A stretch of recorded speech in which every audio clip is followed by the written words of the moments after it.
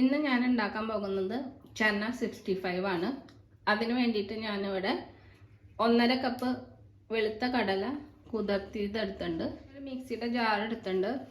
അതിലേക്ക് ഒരു വലിയ കഷ്ണം ഇഞ്ചി, പിന്നെ ഒരു 4 അല്ലി വെളുത്തുള്ളി, ഇതൊന്ന് ചതച്ചെടുക്കാം. ഇഞ്ചി വെളുത്തുള്ളിയൊക്കെ ഞാൻ ചതച്ചെടുത്തിട്ടുണ്ട്. ഇനി ഇതിലേക്ക് കടല ഇട്ട് കൊടുക്കാം. കുതിർത്തി വെച്ച കടല ഇട്ട് കൊടുത്ത് ഇതൊന്ന് ചതച്ചെടുക്കണം. തരിതരിപ്പായിട്ട് വേണം ചതച്ചെടുക്കാൻ. കുറേശ്ശെ ഇട്ടിട്ട് ഒന്ന് ചതച്ചെടുക്കാം. കടലും ഞാൻ ഇതുപോലെ ചതച്ചെടുത്തിട്ടുണ്ട്. ഇതുപോലെ ഒന്ന് തരിതരിപ്പായിട്ടൊന്ന് ചതച്ചെടുത്താൽ മതി. ഇനി ഇതൊരു പാത്രത്തിലേക്ക് മാറ്റാം.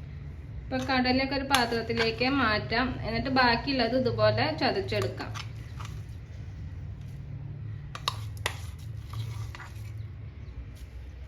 കടലൊക്കെ ഞാൻ ചതച്ചിട്ട് ഒരു പാത്രത്തിലേക്ക് മാറ്റിയിട്ടുണ്ട്. ഇനി ഇതിലേക്ക് ബാക്കിയുള്ള ഇൻഗ്രീഡിയൻസ് എന്തൊക്കെയാണെന്നോ. ഇതിലേക്ക് 2 ടേബിൾ സ്പൂൺ കോൺഫ്ലവർ ഇട്ട് കൊടുക്കാം.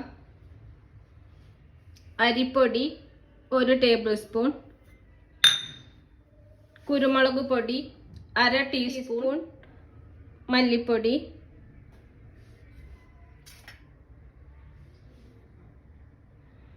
ടീസ്പൂൺ മല്ലിപ്പൊടി ഇട്ട് കൊടുത്തിട്ടുണ്ട്. പിന്നെ 1/2 teaspoon garam masala powder, 1/2 teaspoon മഞ്ഞൾപ്പൊടി ഇട്ട് കൊടുക്കാം. ടീസ്പൂൺ മുളക് പൊടി ഇട്ട് കൊടുക്കാം. ഓരോരുത്തരുടെ എരിവിനനുസരിച്ച് മുളക് പൊടിയുടെ അളവ്. 1 ടീസ്പൂൺ നാരങ്ങാനീര് ഒഴിച്ചു കൊടുക്കാം.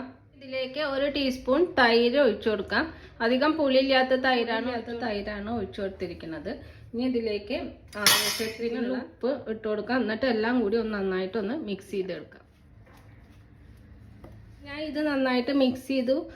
വെള്ളമൊന്നും ഒഴിച്ചിട്ടില്ല. ആവശ്യമുണ്ടെങ്കിൽ കുറച്ച് വെള്ളം തെളിച്ചിട്ട് മിക്സ് ചെയ്യാം. ഇനി ഇതിന്ന് കുറേശ്ശെ എടുത്തിട്ട് ചെറിയ വട പോലെ ഉണ്ടാക്കിയെടുക്കാം. ഇനി ഇതിന്ന് കുറേശ്ശെ എടുത്തിട്ട് ചെറിയ വട പോലെ ഉണ്ടാക്കിയെടുക്കാം. ഈ ടിക്കി പോലെ ഉണ്ടാക്കിയിട്ട് ഇതൊന്ന് ഫ്രൈ ചെയ്തെടുക്കണം.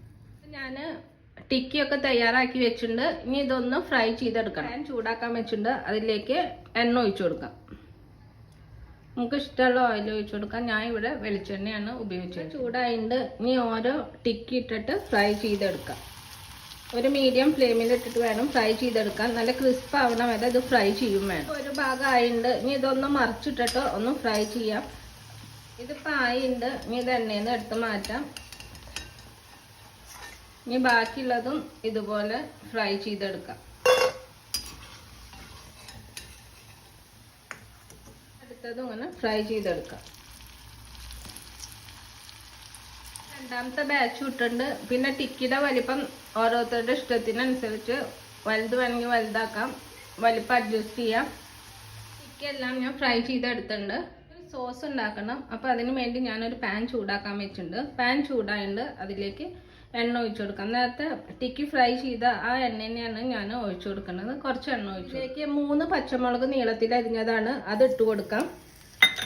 കുറച്ച് കറിവേപ്പില, 1/2 ടീസ്പൂൺ മുളക് പൊടി, ടീസ്പൂൺ ഗരം മസാല പൗഡർ. ഇനി ഇതൊക്കെ ഒന്ന് നന്നായിട്ടൊന്ന് മൂത്ത് വരട്ടെ.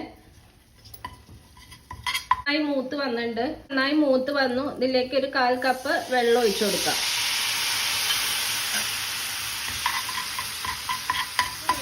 കുറച്ച് ഉപ്പ് ഇട്ട് കൊടുക്കാം. എന്നിട്ട് ഇത് നന്നായിട്ടൊന്ന് മിക്സിയിലേക്ക് ടിക്കി ഇട്ട് കൊടുത്ത് നന്നായിട്ടൊന്ന് മിക്സ് ചെയ്യാം. ഇത് നന്നായിട്ടൊന്ന് മിക്സ് ചെയ്യാം. ഇത് തയ്യാറായിട്ടുണ്ട്. ഇത് ടൊമാറ്റോ സോസിൻ്റെ കൂടെ കഴിക്കാം. പിന്നെ അത് ചൂടോട് കൂടി